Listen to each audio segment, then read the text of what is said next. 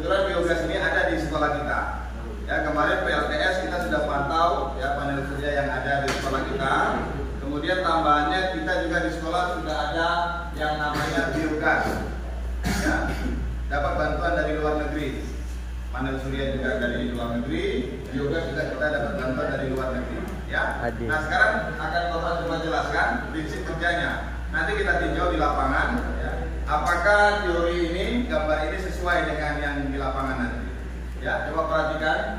Di sini ada bagian missing tank, inlet. Disinilah masukan. Jadi kotoran sapi atau limbah rumah tangga dimasukkan di sini. Ya, nah, dimasukkan. Disebut dengan slurry. Ya, masukkan ke dalam sini. Nah, di sini adalah tabung biodigestor. Tabung biodigestor itu adalah tempat bakteri aerob yang menghasilkan gas metan. Bisa juga dikatakan dengan bakteri metana. Jadi dia menghasilkan gas metan. Gas metan itu nanti yang naik ke atas, ini yang kita manfaatkan sebagai pengganti gas LPG bisa. Jadi kompor listrik diganti dengan kompor gas. Yang kompor LPG diganti dengan kompor gas dari biogas ini. Ya. Nah, di sini diambil ini gasnya naik ya ke atas, kemudian yang seluruh yang padat dan cair terbuang di sini. Ya, ini namanya outlet, keluaran. Jadi ada keluaran yang padat, ada juga yang keluaran yang cair. Ya, semuanya terpakai. Jadi ketika kotoran sapi atau limbah rumah tangga dimasukkan ke dalam, perbandingan 1:1, 1 ember kotoran sapi, 1 ember air, dimasukkan ke dalam, diaduk rata, kemudian masuk ke dalam. Ini akan bereaksi menghasilkan gas metan oleh bakteri aerob. Kemudian keluarannya akan dimanfaatkan sebagai pupuk padat dan pupuk cair. Ya, nanti akan kita pantau pengerjaannya ya, pembuatannya seperti ini awalnya. Kemudian setelah jadi ini ditimbun lagi dengan tanah, jadi tertutup. Yang ada hanya bagian outletnya saja yang tampak, bagian inlet dan outletnya yang tampak. Ya, mungkin itu saja. Nanti kita akan tinjau di lapangan. Ya, ada pertanyaan sampai sini? Ya. Ada pas ya. Nanti kita tinjau di lapangan. Kita lihat apakah sesuai ya gambar tadi dengan yang di lapangan. Oke, mudah-mudahan Anda bisa nanti mempraktekkan di lapangan. Masing-masing kelompok akan dibagi, dokumentasikan dalam bentuk pelaporan nantinya bisa dipresentasikan. Ya, bisa ya? Bisa. Demikian, assalamualaikum warahmatullahi wabarakatuh. Biogas yang ada di sekolah kita, ya, yang hari ini sesuai dengan materi IPAS, kita mengenal sumber energi yang dapat diperbarui. Salah satunya biogas. Ya. Di sini nampaknya tampilan atas, tampilan bawahnya seperti yang video kamu lihat tadi. Ya, ini adalah bagian inlet, ini bagian input masukan. Di sini dimasukkan kotoran sapi atau limbah rumah tangga, ya, yang bisa dijadikan nanti biogas. Jadi 1:1, kotoran sapi 1 ember berarti airnya 1 ember perbandingannya.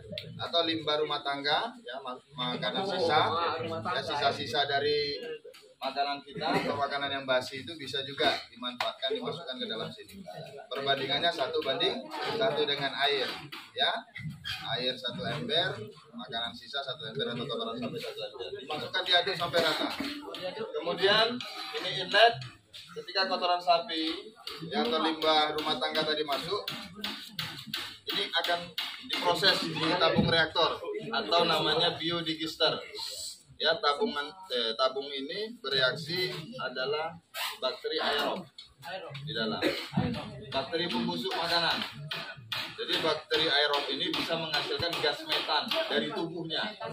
Kalau kita berkeringat, kalau panas kan mengeluarkan juga cairan.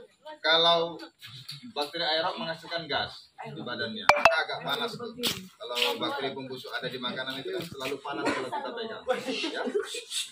Maka keluaran gasnya dari sini. Ini namanya outlet, bagian gas. Ini kalau dibuka, ya, ini akan tersalur di penyimpanan. Ini kebetulan pecah pipanya, maintenance-nya harus diperbaiki. Ya, ini namanya pipa saluran. Nanti akan disalurkan ke tabung penyimpanan. Ya. Setelah diisi, kemudian bereaksi di dalam, sisa reaksinya akan pindah kemari. Ya, ini namanya outlet, keluaran. Outlet, keluaran padat. Ya, iya ampasnya. Apa namanya itu? Sisanya apa namanya lagi itu kalau diapakan? Jadi dia ketika sudah bereaksi, diisi lagi, maka yang di dalam ini akan terdorong, bergeser kemari karena ada masukan lagi. Maka didorong, yang memadat tinggal di sini. Ini bisa dibuka, diambillah, dimanfaatkan sebagai pupuk padat. Ya, diambil, bisa diberikan ke petani yang membutuhkan, misalnya tanaman sayuran atau tanaman hias, ya. Kemudian airnya tadi kan perbandingan tuh, ya, air 1 ember, kotoran sapi 1 ember, jadi padatnya kemari, cairnya juga di sana. Nah, jadi cairannya di sana ini menjadi cukup cair, bisa dimanfaatkan ke tanaman hias biasanya, sayuran boleh juga. Jadi tidak ada yang terbuang.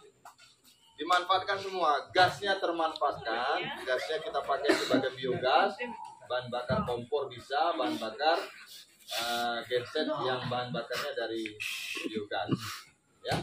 Kemudian sisanya yang padat untuk pupuk padat, yang cair untuk pupuk cair. Ini outlet padat, yang ini outlet cair. Ya, silakan dokumentasi sesuai kelompoknya. Harus ada foto bagian inletnya, kemudian tabung reaktor atau biodigesternya, outlet gasnya, kemudian outlet padatnya dan outlet cair. Ya, silakan buat dokumentasi masing-masing kelompok. Ya. Ya, kita lihat bagaimana prinsip kerjanya, kemudian kita lihat di lapangannya, ya.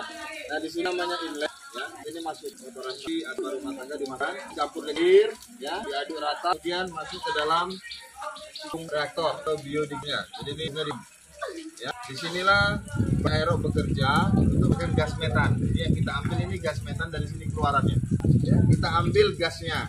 Kemudian sisa dari reaksi ini akan memadat, di sini dia buangannya. Namanya outlet padat. Kemudian yang bagian cair di sana. Ya, di ujung sana outlet cair. Ya, sama dengan yang tadi, ya. Outlet padat ini bisa dimanfaatkan sebagai pupuk padat. Outlet cair bisa dimanfaatkan sebagai pupuk cair, ya.